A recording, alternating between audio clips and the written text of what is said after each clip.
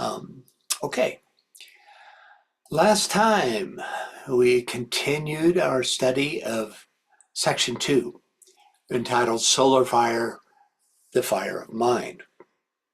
We began the session with a description of the perfected Son of God, a state of divine realization that unfolds both in the microcosm of humanity and the macrocosm of the solar logos. This perfection is marked by what is described as perfectly expressed light and heat. This is a term he's been using a lot lately, DK, talking a lot about the perfected light and heat, and you should get in the habit of automatically translating light to mean consciousness, illuminated consciousness, and heat, which is even more difficult to suss out what he means by heat, but it's the magnetic response to the life principle. It's, yeah. So when he says perfected light and heat, he's talking about full flowering consciousness and complete identification with the life principle. Okay, I want to remind you that dialogues are more fun than monologues, and that anytime you have a thought or question, please raise your hand. Yeah. Okay. So this perfected state that he's talking about here leads to a, quote, blaze of refulgent glory, as well as a radiation that will link the solar logos up with its cosmic center and thus affect the liberation of the SON Son, thus marking the end of his incarnation. So his purpose will then be fulfilled and he can return to the cosmic center from which he came. We then learned that the SON Son is, quote, produced by that which is above and that which is below. Produced, that is, through a dynamic interplay between spirit and matter. But the first of the solar principles to actually manifest is the objective sun, which provides an outer vehicle through which awareness of the indwelling soul gradually develops, just as with human beings, right? As a result of this interplay, the SON Son awakens, awareness, the consciousness of this indwelling Son awakens, evolves, and comes into full expression, both at solar egoic levels and with a human being. DK says, just as the body egoic of man, that which is called the causal body, is only in process of formation and is not yet perfected, so we may predicate the same of the solar system as it expresses the life of God. It is in process of perfecting. The SON Son manifesting through the SUN Son and its sphere of influence is yet in a state of gradual development, and not until each cell within his body, that's us, is fully alive and vibrating to a uniform measure will he be, quote unquote, full grown and perfected. So this quote illustrates the interdependence between the solar logos and all the humanities in the solar system who make up the cells in his body. We then learned that, quote, our solar system is a system of the fourth order, having its four centers upon the fourth cosmic plane, and making its objective manifestation from the fourth systemic plane via the fourth subplane of the systemic physical plane.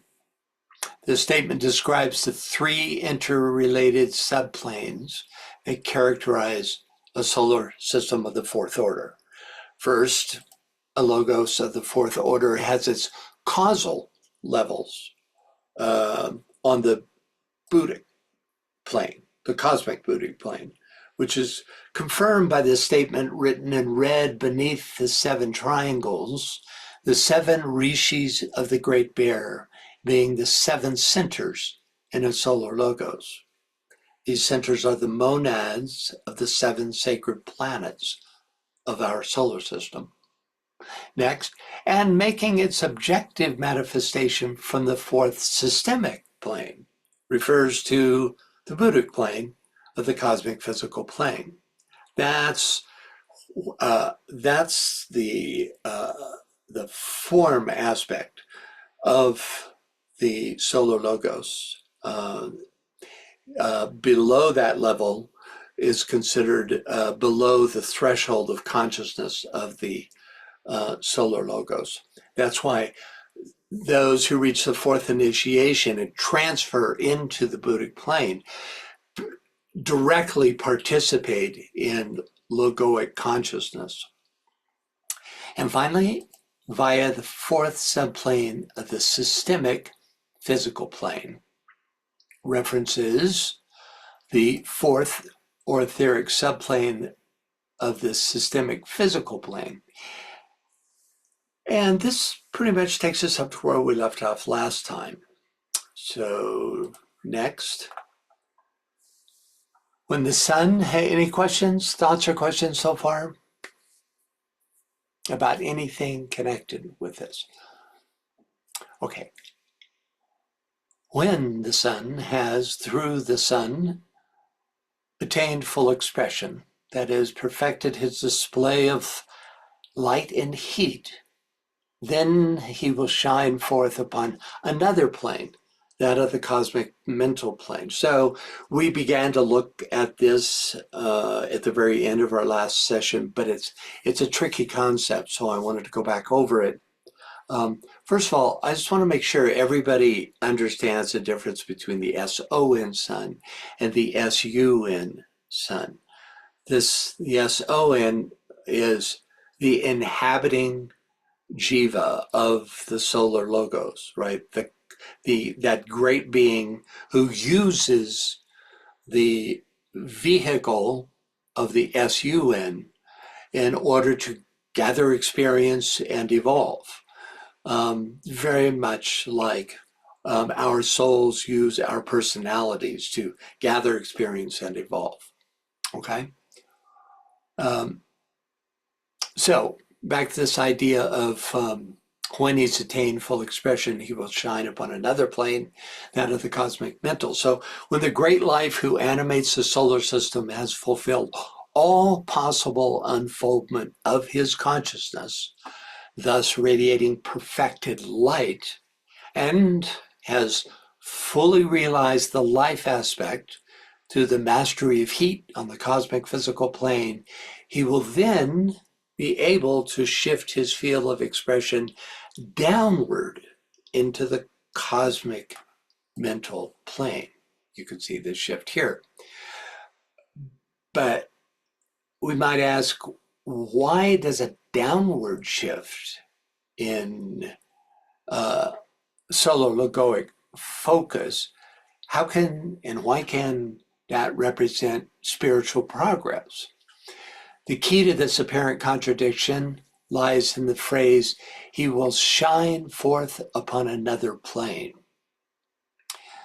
with an underscore under shine.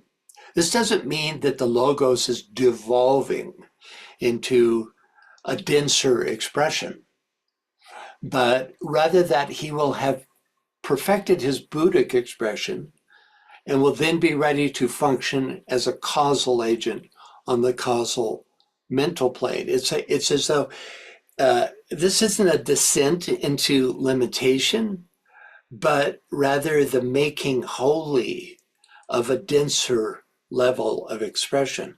It's literally coming closer to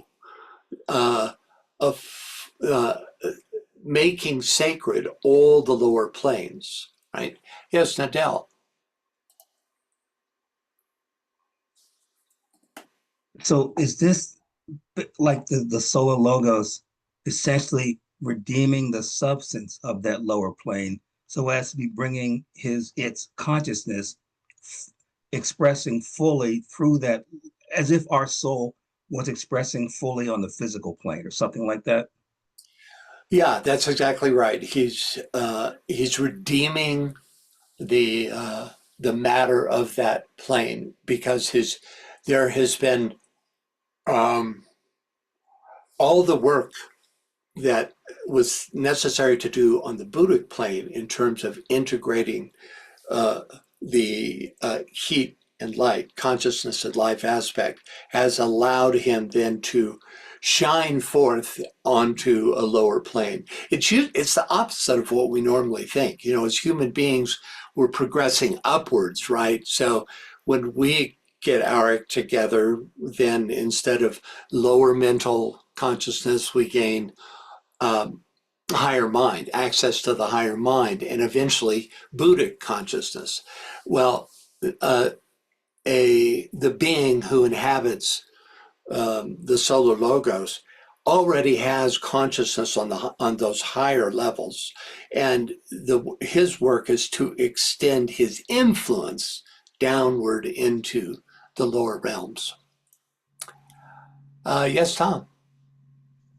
I, I was just trying to find an analogy in the human development, but it seems that that is not there. Oh, it is. Yes, it is. Okay, if you gain soul awareness, then you are able to express that soul awareness on the physical plane rather than just on the higher mental plane, right? Your soul is already aware on the higher mental plane, right? Only through perfected consciousness are you able to bring that soul influence down onto the lower mental, astral, and physical planes, you know, and therefore really be a soul in incarnation. Does that make sense? Would that would that mean that it's kind of for the solar logos kind of making itself as a white magician? Yeah, let's see. Let me think about that. So what a white magician does is ground the spiritual, right? It actually manifests the spiritual and the physical. So he is extending his cosmic magicianship, you could say, uh, onto the monastic plane, right? So yeah, he is a kind of cosmic magician, even though we don't normally associate, you know, cosmic logoi with being magicians, because for us, a magician is to be able to tap into those powers that they represent and bring them down into demonstration, you know, on the lower mental, astral, and physical planes. But But but, yeah, but in a way, when I read the white magic, that white magician is a bit similar because then it helps in manifesting the idea process into thought form. So I can now see the similarity in this respect. yeah, yeah. Thanks, Tom. Uh, okay, Nadell, did I answer your question? Yes. Okay, and Joe. Along the same lines, I'm trying to get an image, and what I see is there a possibility that there is a superior friend who has somehow more to give than I have at this moment, and we shake hands. He gives to me, I receive from him. Yeah, that's an analogy for what's working with the soul. Um, it, and this descent onto the mental plane by the solar logos will make available that friend to humanity much more readily. My guess is that when this happens, man will already be a purified agent. The throat center of the planetary logos will have been purified, and we will be an enlightened kingdom. And that will be marked by this descent onto the mental plane. But we can make that more immediate by saying, my friend, the soul, is giving to me, and I am receptive to that. Yeah. Thank you, Joe. Anyone else? Yeah, no, I'm fine. No, anyone else? Okay, next up. Hang on a sec. We have the analogy in the microcosm or man. When a man's light fully shines forth, when his magnetic radiation, this is the life aspect, the heat, has reached the stage of vivid interaction or group activity, then he has attained full self-expression and has included within his sphere of influence and control the mental plane. So this is interesting because he's calling this an analogy, but the analogy is that we're moving upwards onto the mental plane. But see, from another point of view, that moving upwards for us is actually a downward extension of our monad, right? It's like the monad whose vehicle is Atma Buddhi Manas will then be functioning on manasic levels, on the mental plane. And in that sense, it's parallel to the idea of the solar logos moving down into the next plane, even though our experience of it is to move up into awareness of that plane. You see how that works? It's like both are going on simultaneously. Okay, so just as the solar logos shifts from intuitive coordination on the Buddhic plane to archetypal projection on the mental plane, the disciple will respond by moving from soul awareness to mental plane mastery. So instead of just awareness of the soul contact, we gradually will be able to master the higher subplanes of the mental plane, in part through the agency of the solar logos, and thus become a causal agent in group evolution. The phrase, man's light fully shines forth, marks the moment when the human aura becomes a radiatory field, and thus a component of the radiant aura of the solar logos. Yes, Carol.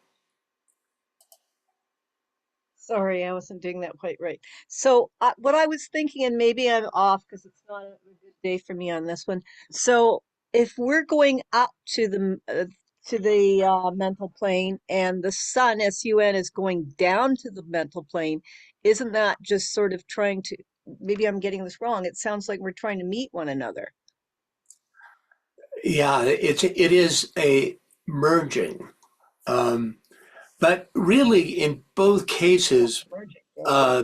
both up and down are happening at the same time. In other words, on his Sorry. own ineffable level, the solar logos is also expanding upwards into higher Buddhic awareness, which is the reason why that being, and that's not part of DK's teachings here, but that's, in other teachings, he talks about this, and that enables him to demonstrate um, uh, uh, full conscious awareness in the form of illumined light and a full magnetic radiation, which DK calls heat. That upward contact allows that, and then he is able to descend to the mental plane and to demonstrate that consciousness at a lower level. So both directions are happening at once. So there's a kind of fusing that goes on. And like I said before, by the time the Solar Logos has achieved this, humanity will have achieved perfection on the mental plane. And its expansion is basically what I'm getting from you, expanding both ways. It's expansion, right? Both ways, because the upward expansion allows for a downward demonstration is in both cases. Perfect. Thank you. You bet. Okay.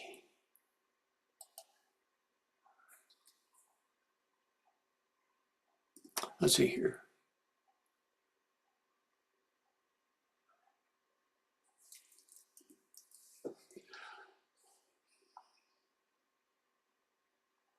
All right, could we get a reader for this? Mikhail? Yeah. And Veronica.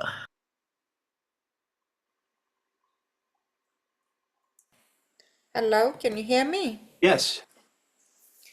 He is then considered a master. He also is of the fourth order. He is the quaternary. The etheric plane is the center of his life in the physical sense. Just as we are told that the sun and the planes esoterically are considered as existing in etheric matter, as above, so below is the occult law. Therefore, the relationship of the Son, S-O-N, of the Father and of the Mother is to the Son, S-U-N, the same as man's relationship to the vehicle through which he functions. Thank you, and Veronica. So first, he is then considered a master. He also is of the fourth order. He is the quaternary. There's a lot in those three phrases. So a master has fully integrated the quaternary, the fourfold lower self, and now functions through the spiritual triad. His consciousness is centered in the Buddhic plane, which is the systemic plane, which is why he's called, is why he's considered to be of the fourth order. Remember that the Solar Logos also demonstrates his consciousness on this Buddhic plane. He thus becomes, we're talking about the master, thus becomes a radiatory center of intuitive wisdom, just as the Logos is a radiatory center of Buddhic force on the cosmic Buddhic plane, the higher version. As the Solar Logos prepares to move into mental causation, the disciple begins to function more consciously on the higher mental subplanes, accessing the causal body and building the antikarana to the triad. And presumably, the master is doing the same on triadal levels. Now, since I wrote these notes, I would revise him to say that by the time a Solar Logos has moved his consciousness, it is demonstrating his consciousness on the cosmic mental plane. Disciples, humanity as a whole, will already have mastered the lower mental plane. So there's a kind of false cause and effect here, I believe. It's just my opinion at this point, because, we're talking about a high initiation that will have taken place, not just by the Solar Logos, but also by the planetary Logos. And the throat center of the planetary Logos, who is us, will have risen to a level of complete monastic plane control by that time. That's how I understand it. Okay, next. The etheric plane is the center of his life in the physical sense, just as we are told that the sun, S-U-N, and the planets esoterically are considered as existing in etheric matter. So by the etheric plane, decay means both the fourth subplane of the cosmic physical plane, where the master's consciousness is now centered. I should say the master's consciousness is now centered. And the fourth etheric subplane of the systemic plane, where the center of his life in the physical sense is found. So to further explore the analogy, just as the solar system is an etheric organism who radiates heat and life from the cosmic etheric, because remember the four highest planes of the cosmic physical plane are etheric.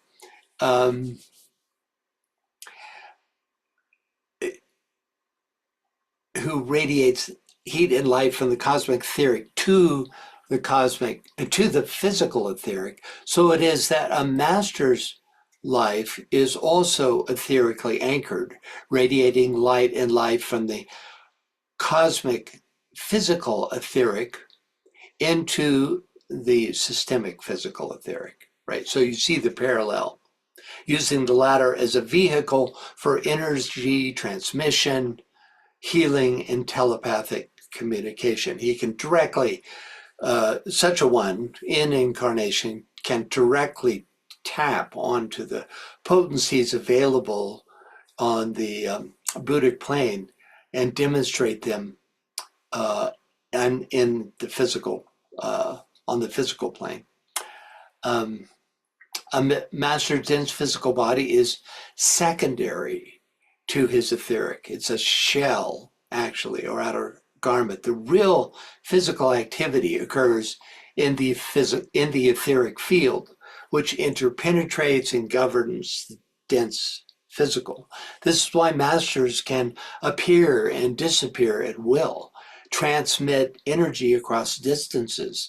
And in the case, for instance, of Neem Karoli Baba, who was Ram Dass's guru, even apparently be in two places at once. I say apparently because it's an appearance. It's an illusion of appearance that he was able to create. And that's because of this particular kind of mastery that we're talking about. Okay. There's a lot of stories of masters who appear two places at once and who have extraordinary powers that can be explained because of their functioning on the Buddhic and the channel from the Buddhic to the etheric levels. Carol. Hey, I was just trying to get clarity on this sort of. So the masters, at least the ones that we would have contact with, would be on the Buddhic level, and they come down into the etheric level. I'm just getting it. Is that what you're saying?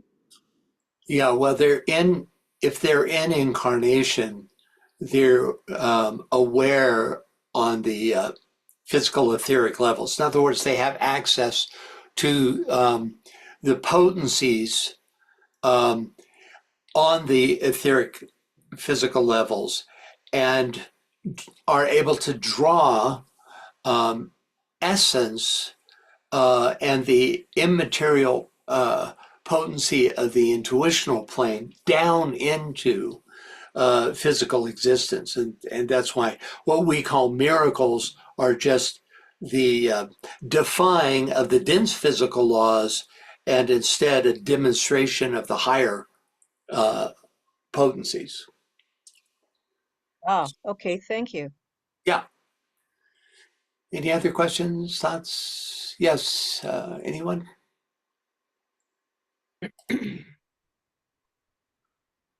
Francis, Yeah, Joe.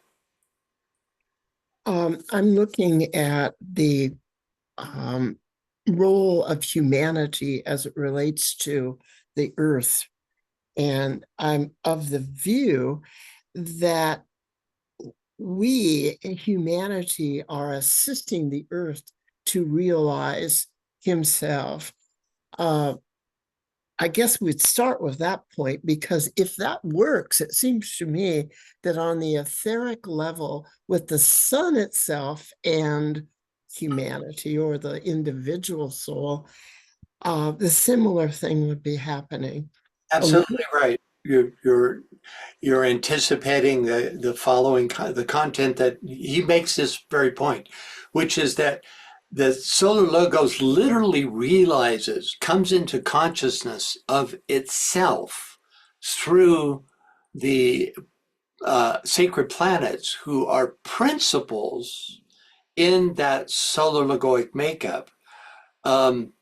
Just as the kingdoms of nature are principles in a planetary logos, and that the planetary logos also comes into awareness of itself through, by means of the evolution of the kingdoms in nature on whatever planet we're talking about, right? And then the final analogy is that we as human beings come gradually into our awareness of our principles through the path of return, right? Okay, anyone else? Barbara. Yes. So we have a planetary logos that would be somewhat like comparable to the SUN. But does the planet also have an indwelling jiva that would correspond to the SON? Absolutely, yes. And its monad is on the cosmic Buddhic plane. It is part is actually, its monad is on par with the 7 stars of the Great Bear, depending on the ray type of the monad of the planetary logos, right? So it also has a causal body, and then its outer manifestation. So the indweller is just like our indweller. The indweller for us is the soul. And in contacting that soul, we evolve towards it. The same exact process is true for both a planetary and a solar logos. And the way it's done is through heat and light, which are radiatory consciousness and magnetic interplay, which allows us to become aware of the life aspect. So, and it's true on all 3 levels. In fact, this section of the book, from here and going forward for the next few pages, he really emphasizes the as above, so below principle, and talking about how the exact same law of and process applies in all 3 cases. Does that answer your question, Barbara? Yes, it does. So does the indwelling jiva of the earth in some way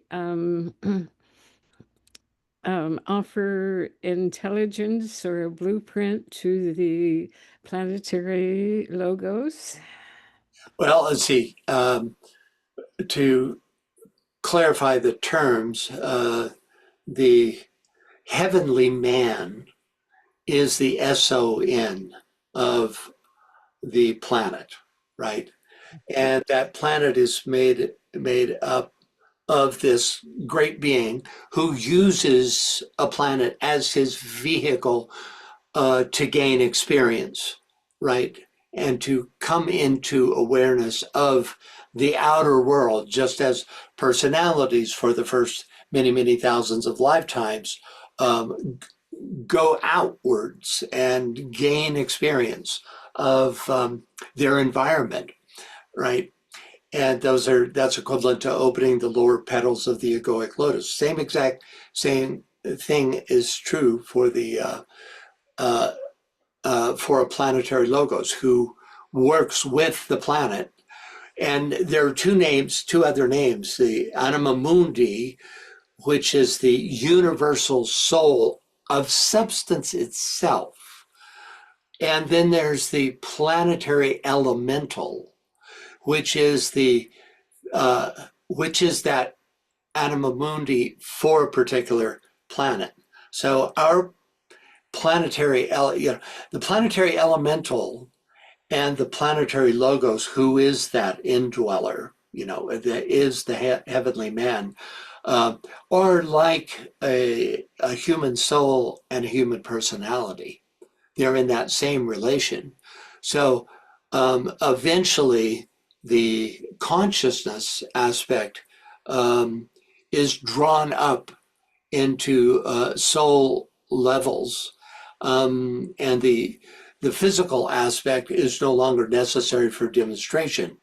Just exactly in the same way that when a human being reaches the fourth initiation, the necessity to incarnate is no longer there, and he may choose to incarnate for service purposes, but it's no longer. All the work that needed to be done has been done. Does that clarify? So you have three names that will help. The true planetary logos is the indweller, and he's and it's also called the heavenly man, right? And then you have the anima mundi, which is the soul of substance. It's a universal reality. And then you have the planetary elemental, which is the lower quaternary of a particular planet. And that's an actual being, some great involutional being that acts very much like the personality of the heavenly man. Okay. Thank you very much. Yeah, you're very welcome. Anyone else? Carol. So since once we get to the fourth initiation, we don't have to be physical here. As what you're saying is once our planet gets to its fourth level, it's not going to probably be physical and it will become a sacred planet and not be visible. Well, it'll be visible on its own levels, that. Yeah, but not visible in a true sense. I'll say a true sense. So there's a lot more going on those planets that are sacred than we think because it's all moved to another plane. Yeah, its functioning is on the higher planes, Also, physical planets are, let's get into another thing, but, there's 7 globes in a chain, and only one of those globes that the spirit of the planet, the indweller, occupies sequentially. Only one of those is dense physical. That's the fourth one. That's what we're in, So any planet out there that you can see is either the corpse of the fourth globe or the active fourth globe, right? For instance, the moon is the corpse of the fourth globe of the previous chain, right? But if the humanities of those globes has transcended the fourth initiation, then they are working out of they are not gathering experience through physical incarnation anymore. Do they communicate with our chain at all? Like, are any of them masters that impact us? Because it sort of Oh, sounds totally. like it when you hear about particularly, I can't remember which particular planet, but it sounds Venus, I think it is. I've heard the most.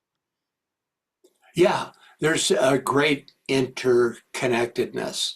Um, Through the soul ray, when one it becomes soul infused and is working on the ray of the soul ray, they relate to the realm of the ray of that particular sacred planet. So, for instance, the fourth ray sacred planet. Well, let's just take your example. The fifth ray sacred planet is Venus, right? It's its fifth. It has a fifth ray soul.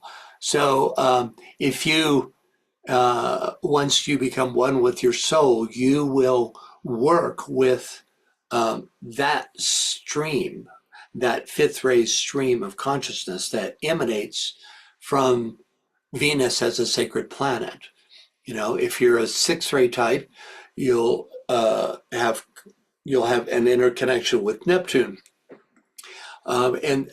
of course there is a sacred planet for each of the rays, and so that's when that contact is made. Of course, initially it's sporadic. At peak moments, one will gain understanding, but as one truly transfers onto the Buddhic plane and gains consciousness there. My guess is that there's a big difference here between the fourth and fifth initiation in terms of this kind of contact of the what could be called the ray schools, right? It's very interesting. There was places I'd guessed, but now you've confirmed. Thank you. Yeah. We're only earthbound while we're in personalities, but our essence is already related to the sacred planet that bears the ray of our soul. Okay. So finally, as above, so below is the occult law. Therefore, the relationship of the Son, S-O-N, of the Father and of the Mother is to the S-U-N, Son, the same as man's relationship man's relationship to the vehicle through which he functions. So the monad, spirit, father, and matter, mother, unite to produce the ego or soul, which is the Son, right? That soul, the Son, then uses the body as its instrument of expression, just as the cosmic SON Son uses the physical sun. It's a direct analogy, and DK states this over and over to try to make this clear. In both the macro and microcosm, the father aspect manifests as spirit or electric fire, the mother as matter or fire by friction, and the Son, born of their union, as consciousness or solar fire. Thus, the SON Son is the radiatory result of a divine union, just as the soul-infused personality is the radiatory result of spiritual integration. You see the parallel? Okay. Any more thoughts or questions? All right, next up, can we get a reader, please?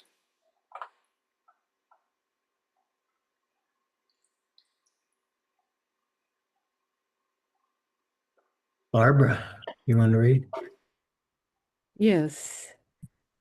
It is his mode of enterprise, his vehicle of expression.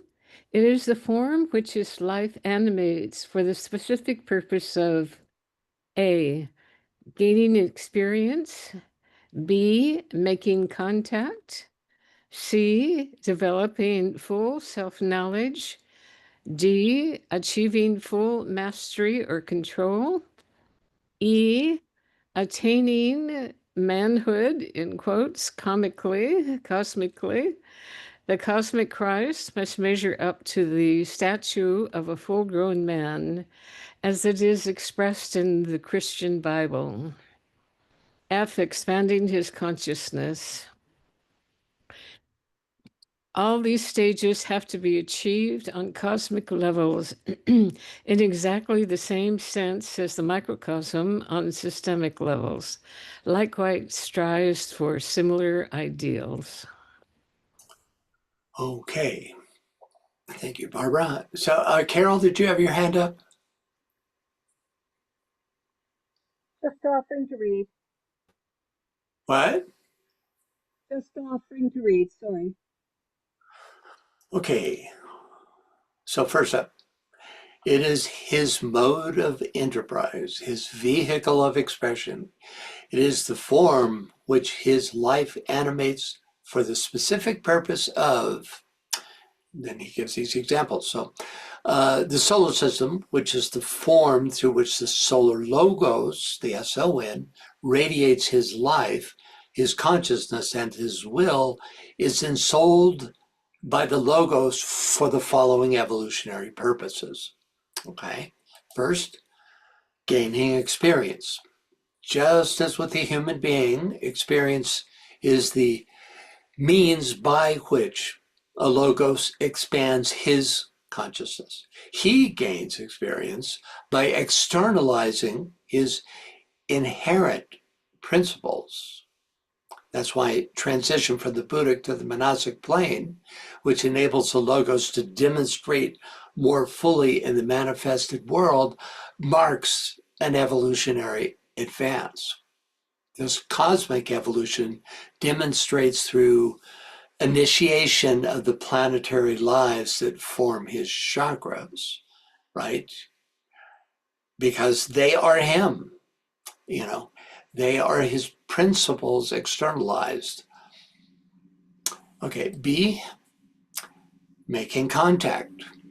So in addition to being a vehicle for experience, the solar system is also a field of relational engagement, which includes contact with other cosmic lives, such as other solar logoi, cosmic centers, and galactic intelligences, as well as with the logoi of the planetary schemes within our solar logos' own system. C, developing full self-knowledge, suggesting that the solar system is a reflective field, right? Like self-reflection, through which the solar logos comes to know himself.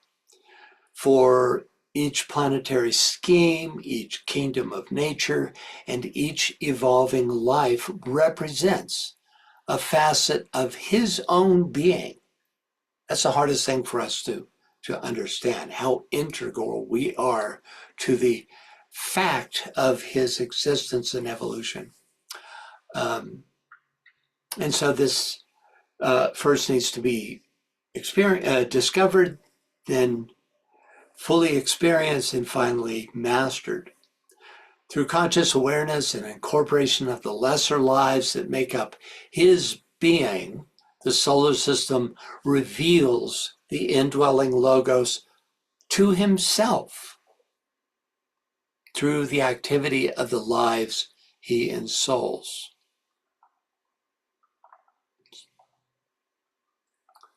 Next, achieving full mastery or control.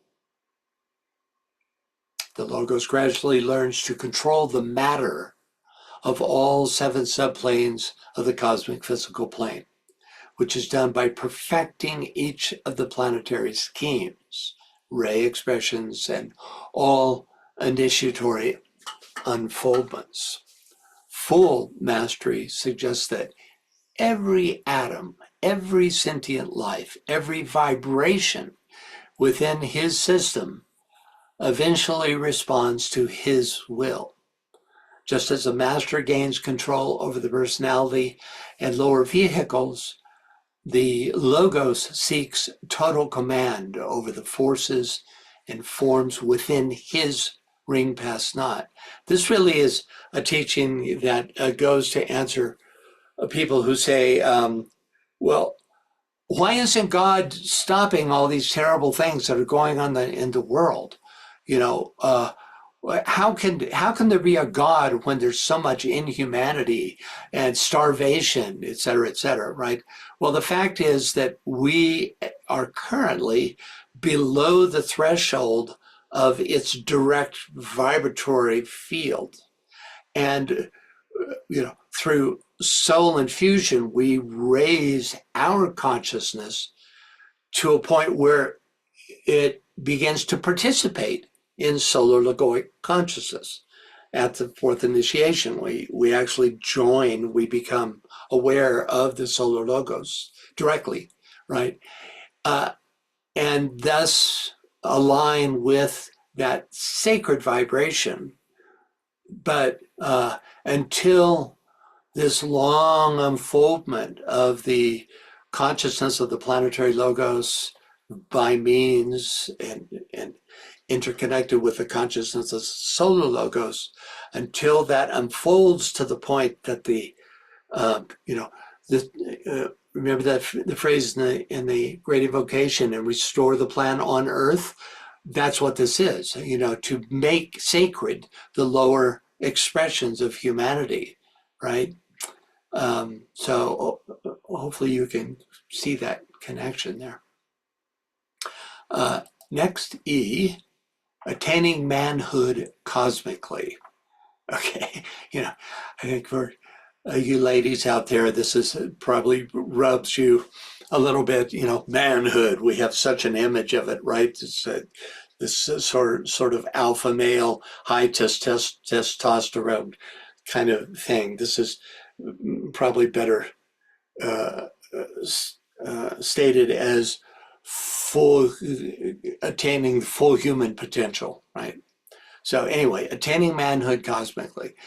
The cosmic Christ must measure up to the stature of a full, quote unquote, full grown man, as it is expressed in the Christian Bible, which is, of course, why DK is using these words here. Manhood here refers to the culmination of spiritual development, where all aspects of his nature, will, love, intelligence, are harmonized and expressed. Ephesians 4:13 states, it's actually a phrase, till we all come in the unity of the faith and of the knowledge of the Son of God, unto a perfect man, unto the measure of the stature of the fullness of Christ. Esoterically, unity of faith is spiritual synthesis. It is unity in diversity, not unity through uniformity. The Son of God is both the cosmic Christ, solar logos, and the indwelling soul within each human being. Knowledge here means gnosis, right? Direct experiential awareness of the Christ principle, what we also call the intuition. The perfect man, which is a fractal reflection of the perfect logos, is the soul-infused personality who radiates soul and triadal energies. And finally, the measure of the stature of the fullness of Christ is, for a human being, full soul and eventually monadic embodiment. And for solar logos, complete mastery over the 7 systemic planes, perfect coordination of all the planetary schemes and ray expressions, perfected alignment with higher cosmic centers such as Sirius, Pleiades, and the Great Bear, and finally, initiation into cosmic levels of being beyond the cosmic physical plane. Okay, any questions about the esoteric meaning of this? Yes, Nadell. It's just interesting in having grown up in the Christian church and going to Sunday school and all that, to give you, you get such a different perspective on these things that you had, learned from as a child. You just see such a broader vision of these things that the church is trying to teach. It's just interesting to me. I totally agree with you. I also went to Sunday school, not for my whole childhood. But it's so comma monastic. There's such an emotional component to the teachings. Well, that's natural. It's a mystical path, and but the true awareness of what can be found in the Bible, and of course, not all the verses of the Bible are created equal, but there are many illumined teachings. But it helps to have DK pull the curtain aside and show you, the extraordinary reality.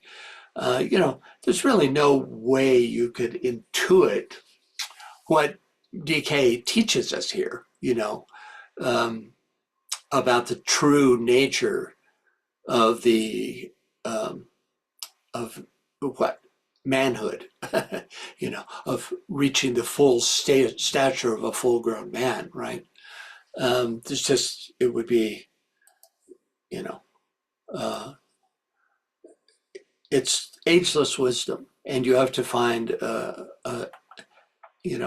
high source of that ageless wisdom. And in my experience, this DK is the highest source of the ageless wisdom that I found, even though I know there are others. Okay, next, expanding his consciousness. This is the growth of divine awareness that comes through mastery of the other points of the list.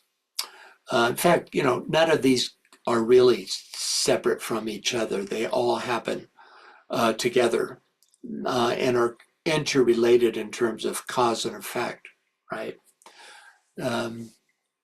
Solar Logos is not omniscient by default. He's evolving, just as we are, right? By animating the solar system, he externalizes aspects of himself into differentiated lives, the planetary logoi, all the kingdoms of nature on all the planets.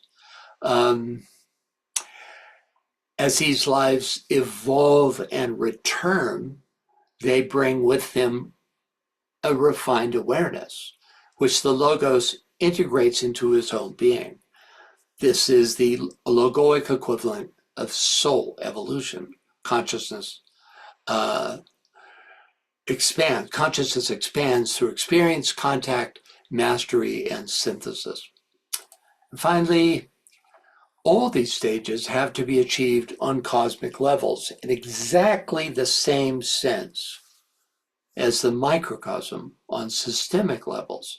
Likewise strives for similar ideals.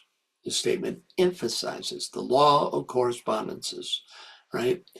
The solar logos evolves on cosmic levels, manifesting on the cosmic physical plane, but drawing energy down from cosmic astral and cosmic mental levels for divine guidance and insight. The human soul evolves on systemic levels, initially on the physical, astral, and mental planes, eventually reaching the spiritual triad and monad. But both follow the same sixfold method of becoming. Could we get a reader for this chart that compares the two paths, taking these 6 points? Heliosol, who is Heliosol? I forget.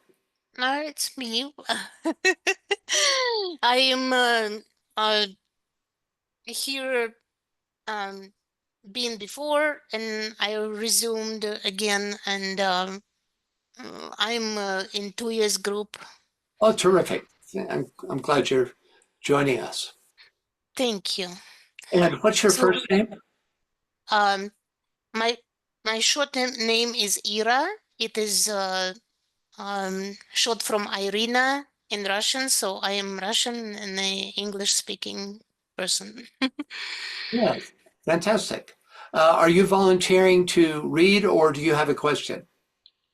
I can read. I would like to read. I just would like to ask, do I read by line or by Oh yeah, columns? I, both are relevant, but I think we'll do this horizontally. So I'll introduce it by saying, these are the six that we just went through, right? The six ways by which solar logos, a planetary logos, and a human being evolve.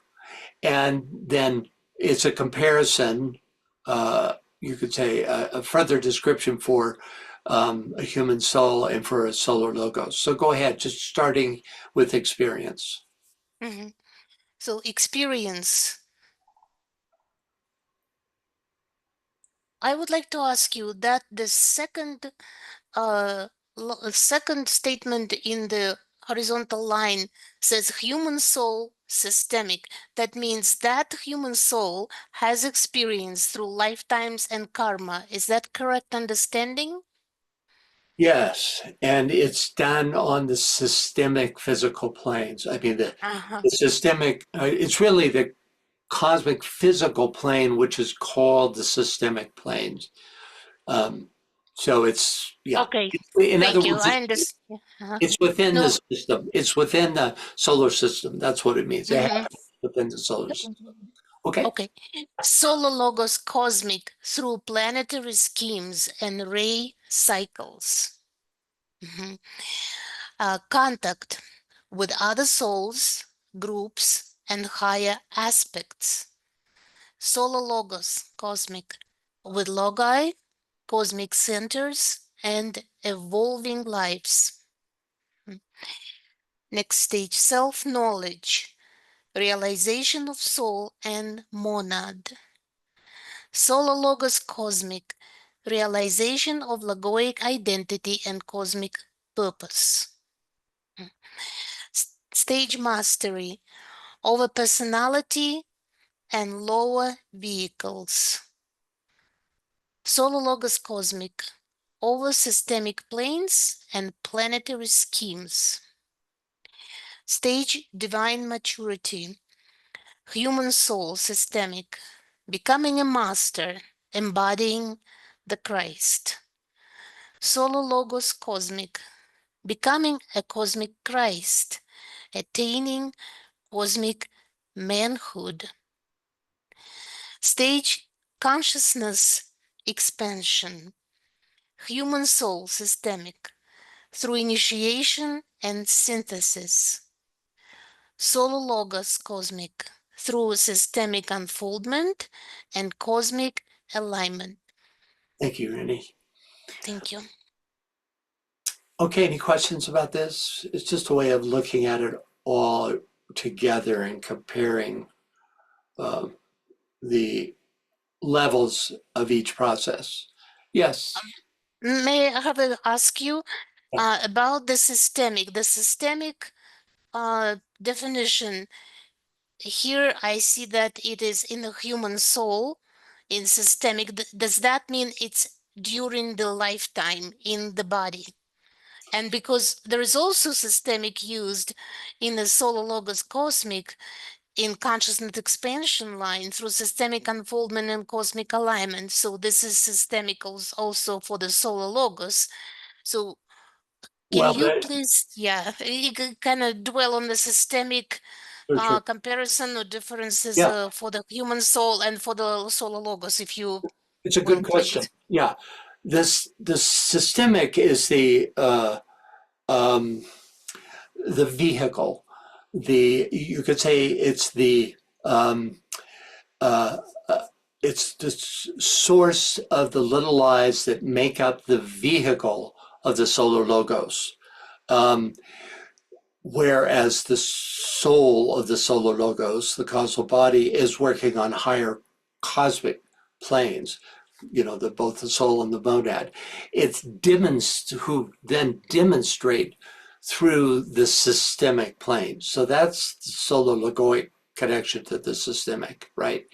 For a human being, the systemic represents all 7 of his or her principles, right? All from Abhabhuti Manas, higher and lower mind, and then the astral, etheric, and dense physical, right? Those 7 principles are all have their source in the systemic, and the vehicles that represent those principles are made up of matter on each plane of the systemic plane, which is the cosmic physical plane. So for one, it's the lowest vehicle, and for the other, it's all the principles. Does that make sense? Thank you very much. It's also helping to see the, so to speak, the reflection of the human soul in some sense, of course, and the soul of the solar logos. It's like, again, like in the previous episode last week, or 2 weeks ago, we also read a piece where the part of it where the human son, son, is related to parents, like solar logos to higher parents. I can't Right. reproduce that. Yeah, so this is that makes sense that both levels of existence in that systems are systemic and they valid. Thank you. Yeah, you're welcome. Okay, anyone else? Any thoughts? Yeah, let me look at the chat. Okay.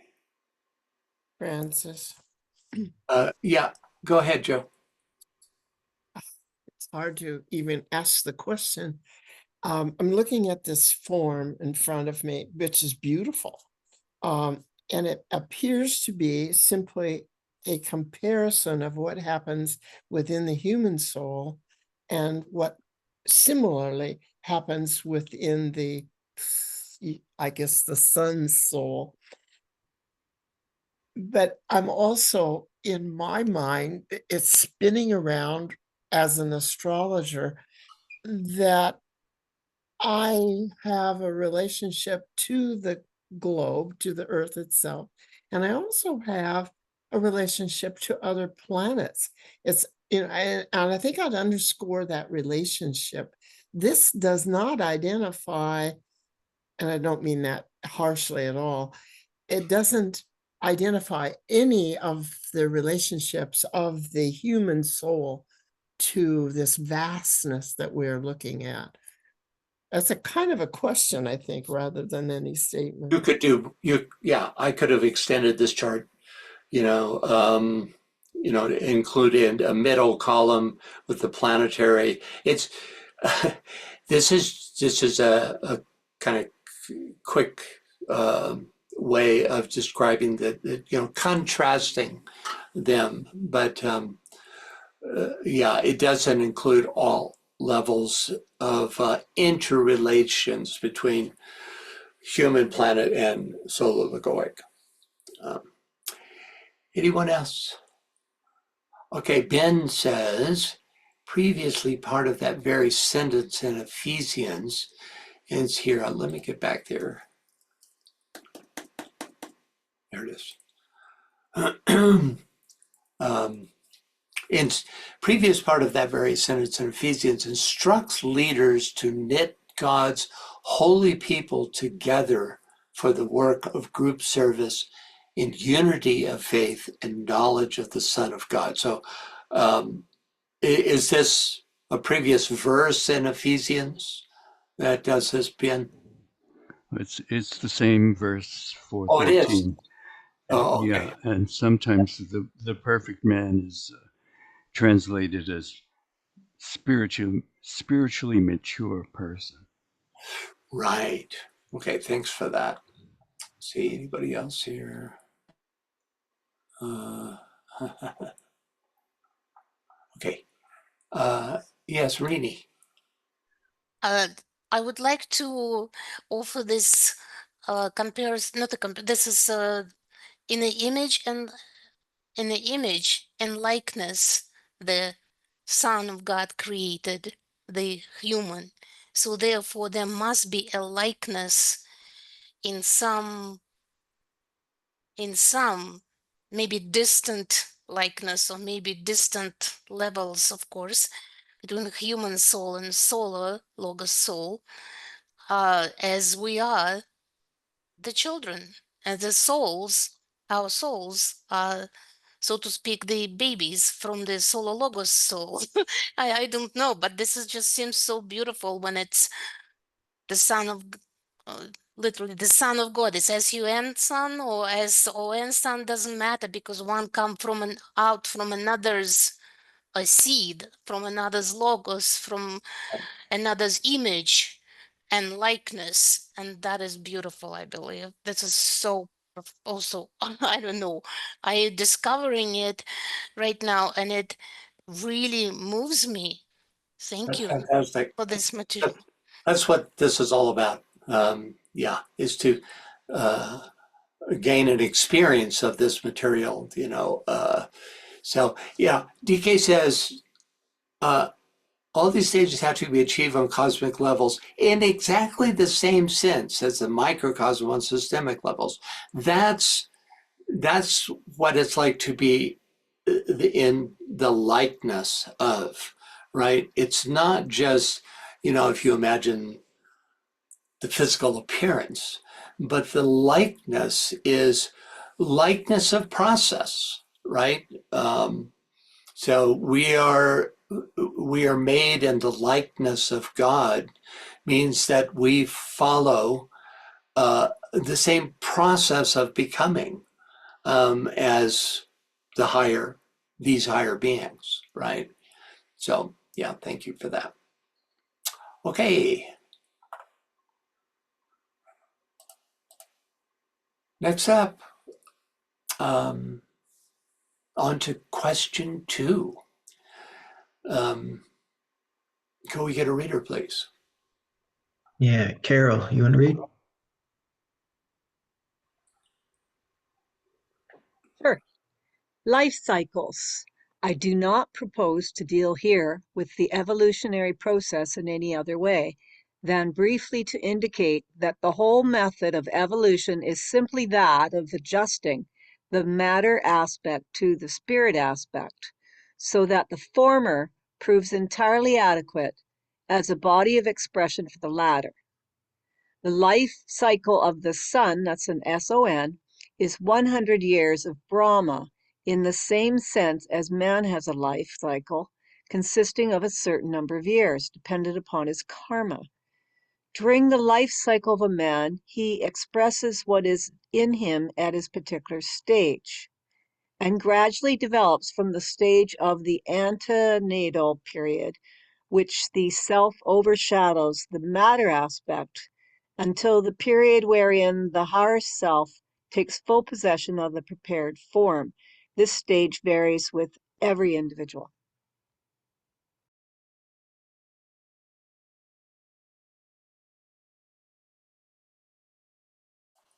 Oops, sorry, I was muted. So this section is called What is Evolution and How Does It Proceed? This is one of the 9 questions that begin this huge section in TCF.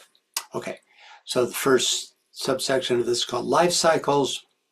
I do not propose to deal here with the evolutionary process in any other way than briefly to indicate that the whole method of evolution is simply that of adjusting the matter aspect to the spirit aspect, so that the former proves entirely adequate as a body of expression for the latter. Meaning that for evolution to occur, the vibrational quality of matter must be refined in such a way that it eventually becomes a perfected vehicle for spirit, because it is through refinement, which includes transformation, transmutation, transfiguration, and translation, that form takes on the qualities of spirit and thus increasingly expresses the indwelling life.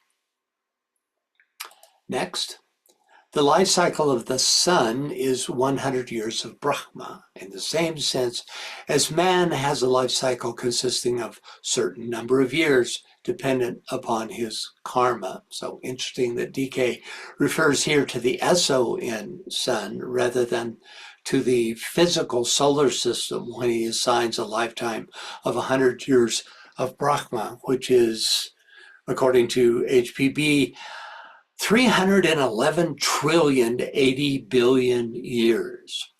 This lifespan applies to this solar system. The first solar system, DK suggests, was much longer, and the next will be shorter because the infusion of spirit accelerates the process. A human being incarnates for a span of years that is determined by his or her karma, soul purpose, and evolutionary need. A person's soul may choose a shorter life for its incarnating personality in order to quickly discharge karma. Evidently, a short life actually allows for the discharging of karma, or a longer life in order to fulfill accumulated merit through service. Next,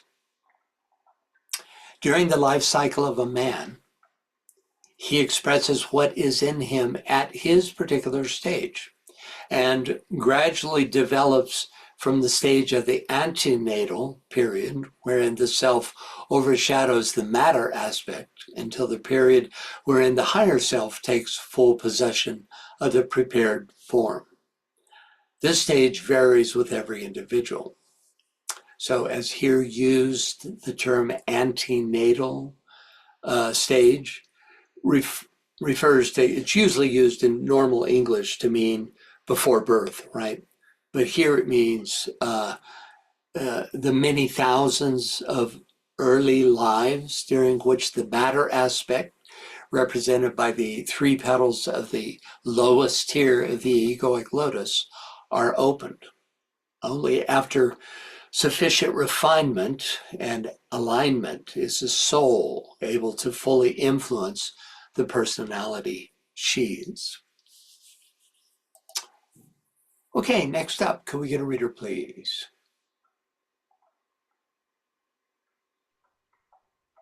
Janet, you want to read? Sure. From that time on, fuller self-consciousness is thought, and the man, if proceeding normally, expresses himself through the form even more adequately. Each life of lesser cycle in the greater cycle of the ego or self sees the expression more complete, brings the form more under control, and develops a conscious realization of the self until there comes a culminating cycle of lives in which the self within rapidly dominates and takes full authority. The form becomes wholly adequate. The fusion of the 2 poles of spirit and matter is fully brought about, and the light, fire, and heat radiation is seen and felt systemically. Then the form is either consciously utilized for specific ends or is vacated, and the man is liberated. Electric fire and fire by friction are fused, and the consequent solar fire blazes forth in radiant glory. Thank you, Janet. First, from that time on, fuller self-consciousness is sought, and the man, if proceeding normally, expresses himself through the form ever more adequately. Here, the quote-unquote man expressing himself is the soul. Adequately means with a greater degree of alignment with the personality. Next, each life of lesser cycle in the great cycle of the ego or self sees that expression more complete, brings the form more fully under control, and develops a conscious realization of the self. As here used, a lesser cycle is a single incarnation, and a great cycle, the full arc of the egoic evolution. So even though the journey from personality to soul expression takes thousands of lifetimes, in each of these lifetimes, some small or great advancement is made, all with the goal of eventually bringing forth a conscious realization of the capital S self. Next, until there comes a culminating cycle of lives in which the self within rapidly dominates and takes full authority. This is the stage where the disciple becomes a conscious agent of the plan, no longer driven by karma, but by spiritual purpose.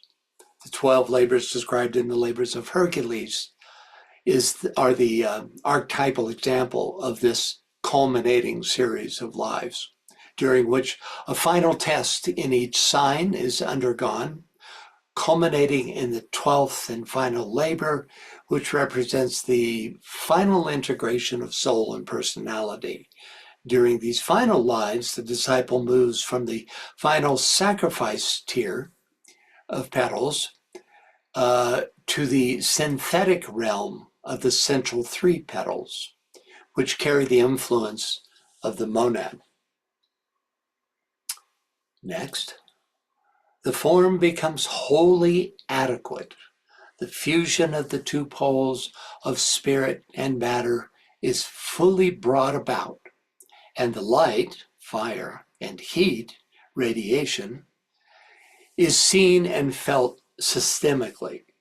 So wholly adequate here means that the form creates no barrier to complete spiritual functionality, serving the plan without resistance. As expressed by Cancer's esoteric keywords, I build a lighted house and therein dwell. The fusion of the 2 poles of spirit and matter is always a relative accomplishment. He writes this as though it was an ultimate and final thing. But here he's suggesting the union of monad, spirit, and personality form to the mediating soul. The quote, light, fire, and heat radiation is seen and felt systemically means that the initiate's consciousness is illumined by the radiant presence of the monad, and that the life aspect radiates in such a way that it adds its synthesizing expression to the etheric web of humanity, the planetary aura, and the ashramic life of the initiate.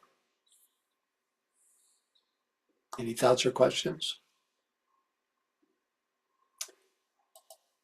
Next, then the form is either consciously utilized for specific ends or is vacated, and the man is liberated. This refers to an adept's choice at the 4th initiation. The form, though no longer needed for karmic evolution, can be retained as an instrument of service if the chosen path of the adept leads to further incarnations, or it can be discarded if hierarchical work on the inner planes is chosen. And finally, electric fire and fire by friction are fused, and the consequent solar fire blazes forth in radiant glory. This describes the above-cited liberation in terms of fire, which is the consummating Kundalini event that leads to the 4th initiation. And I think it'd be a good idea to kind of do a recap of how the Kundalini unfolds. because it's definitely related to this statement here. Electric fire and fire by friction are fused. So the fire of matter expressing itself as fire by friction, which is initially coiled at the base of the spine, has been gradually awakened and refined through lifetimes of experience. This fire circulates through the triangle of matter comprising the base of the spine, the sacral center, and the solar plexus, where it governs instinct and desire. Simultaneously, the pranic triangle is activated, vitalizing the etheric body and harmonizing the life force through the spleen, diaphragm, and the center between the shoulder blades. These two triangles, the one shown here and the one I just described, eventually fuse into one expression. As Kundalini continues to rise, the triangle of Manas, formed by the throat, pineal gland, and pituitary body, comes into active expression, channeling solar fire and soul-directed intelligence, resulting in a stimulation of the three higher centers in the body, the head, the heart, and the ajna center, as well as the throat centers. These centers then form a field of attraction for the downflow of the fire of spirit. Then the many-petaled head center at the top of the head becomes, as DK puts it, exceedingly active. As the Kundalini rises in full, the fires are unified, and the initiate becomes a radiant center of divine synthesis. Quote, At the close, the centers are seen as globes of radiant fire, with the spokes of the wheel merging and blending into a fire that burneth up the whole. So that parallels the process we've been discussing. Okay, that's it for today. We'll start with this section next time. Any final, yes, Carol? Understood all that, except for I did want clarity to the last line there, and burneth up the whole. Is that when you've merged with your monad and then you're just going to leave this life? Actually, it's merging with the soul. Oh, okay. Yeah, this is all has to do with the three lower sheaths and the personality aspect, and the causal body is shattered at the fourth initiation, and that shattering is made possible by this burning up of the whole, which is basically the chakras all have become so completely integrated that there is nothing presenting a barrier between them anymore, and the rising flame literally burns up the entire system. And the life aspect then is projected onto the Buddhic plane. Okay. I just thought it was even further along. Thank you so much. And then the whole thing starts over again. And you start a relationship with the monad and that gradual growth. But there's no longer a system of chakras that are Kundalini chakras of the lower forms. Though there are equivalent centers in the higher vehicles, there's no, DK doesn't give us any information about the chakras of these higher vehicles. Yes, Irini.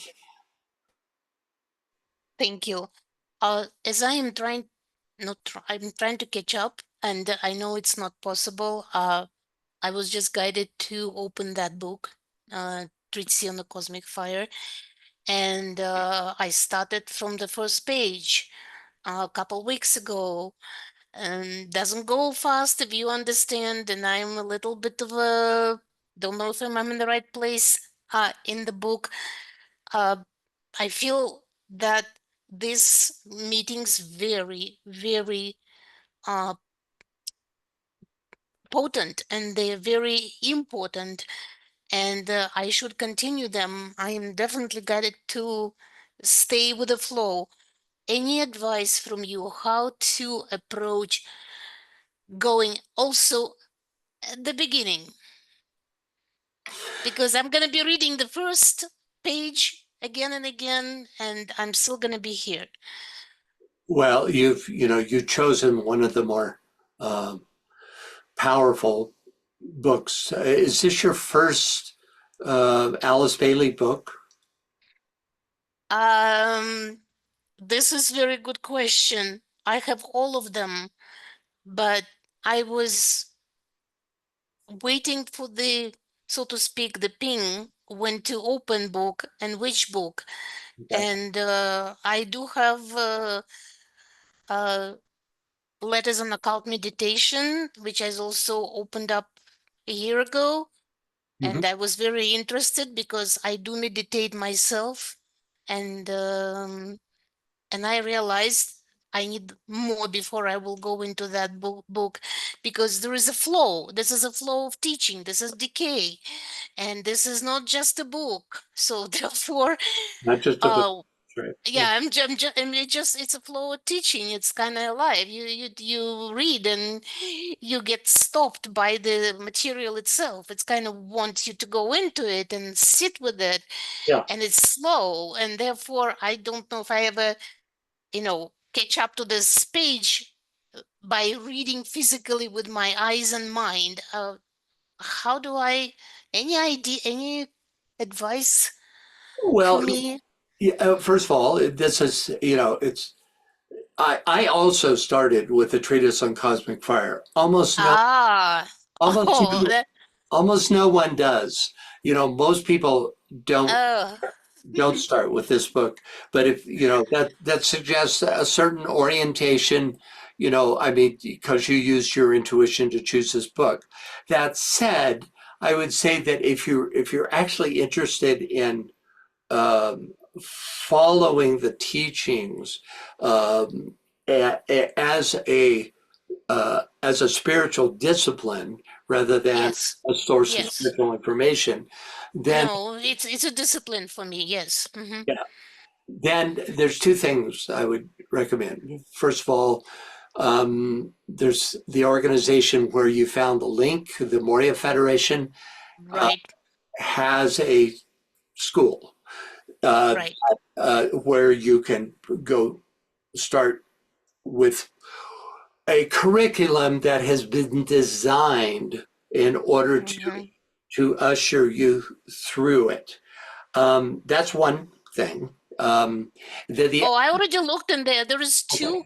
There is MDR comments, and then your presentations, which are going back in years, and I already looked into them, and I start listening, and I realized, okay, I'm listening, but there's got to be something that gel it together. Yeah, well, there's no quick way to, quote unquote, gel it together. But I think that's definitely a path that you can take. It's not certainly isn't the only path. The other thing is read the introductions to the books. And I would recommend if for practice, that is to say, actually practicing spiritual discipline. The discipleship and the New Age books are great for that. So you could read the introductions to those two books. Yeah, and then because you have this class available, then you definitely want to stay with a treatise on cosmic fire because it connects you into this community, of students. So And moreover, that connects me to my most spiritual calling and interest. I'm really deeply interested, not by my mind, but by my, I don't know, maybe my nature, whatever. I really into the sun, S-U-N, and sun, S-O-N. And it started coming to me 10 years ago. and I had some strange messages about it, but then this is the structure, this is the teaching, and I understand decay is the one who is teaching us right now on this planet. So this is very authentic, I would say. Although, like you mentioned today, there is a lot of sources, and I kind of flipped the pages of them a little bit here and there, but this one is really calling me deeply. Well, congratulations on finding DK. That's, it's one of the most esoteric sources. So Yeah. it pleases me very much that you are entering on this journey with DK. Yeah, I had not really, yeah, I literally had no choice. It was keep I understand. guiding me back to decay. Wherever I will wander, it will get me back in here, you know. And And this is that's why I might be asking strange questions, but no, it's okay. I'd like to kind of get how's the sun so important for my soul? I don't know. And this is the Treatise of cosmic fire, and this is exactly what it is. Like you said, it's strange to begin with this book, but I Yeah, opened all of them, but this one is the it's the one is one. burning inside, so to speak, you It know. probably has to do with your ray makeup, but okay. Well, thank you so Thank much. Yeah. thank you. I'm not gonna take so much time. Thank Oh, you. not a problem. And Nisa, you have your hand raised. I was just going to say, I've been reading DK for like decades, literally, and I still feel like I'm catching up. You never master it because it's not um, it's a vertical process. The teachings come from a higher stage of consciousness, and so what we're trying to quote unquote master by reading DK is not so much his teachings, which is you could call the horizontal level, but it's what the teachings mean and what they lead us in our lives to. And that's, of course, a process of many lifetimes of becoming.